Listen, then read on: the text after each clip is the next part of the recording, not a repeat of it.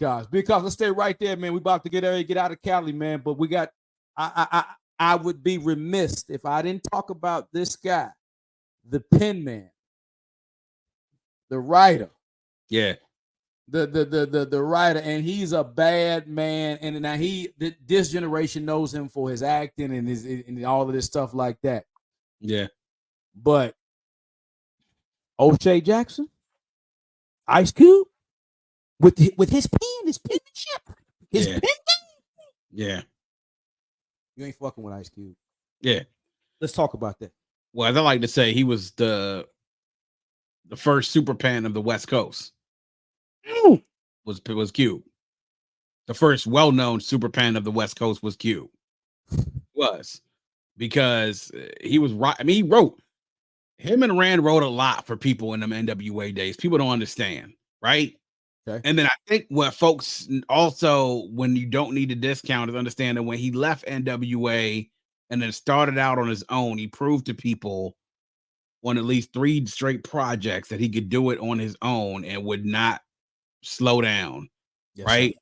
I mean, you look at the stuff and work that he did with America's Most Wanted, with Death Certificate, with The Predator.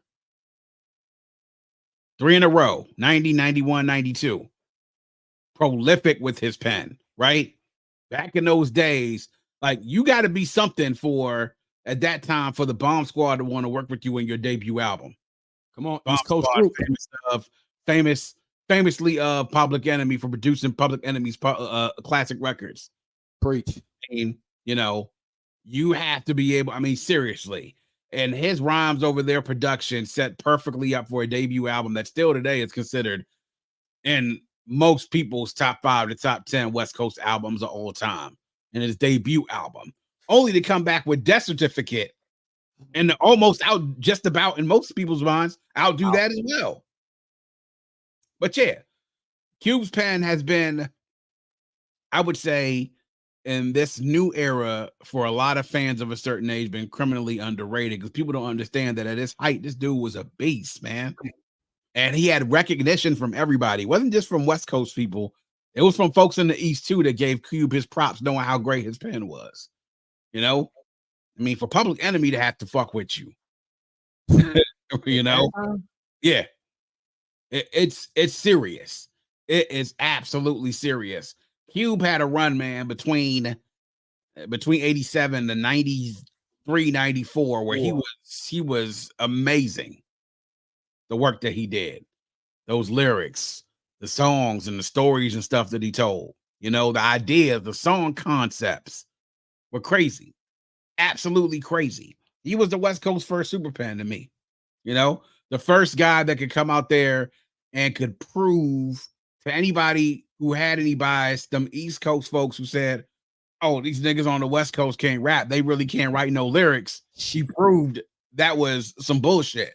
And it was 100% wrong. Preach, because he did, man. He did. I mean, he kept it going for a long time, man. He did all the way through the West Side Connection first album. Yeah. You know, I mean, and he reinvented himself a few times, but you know, his impact can't be denied, man, because he was a huge part. We said Eric, you know, Eric was the heart and soul of N.W.A. And he was sort of the engine that sort of made it go, man. But when you talk about the body of work the N.W.A. put out, man, a lot of that was done on the back and on the pen of Cube's pen of Cube. His pen. Along with others, Brandon DOC as well. Yeah.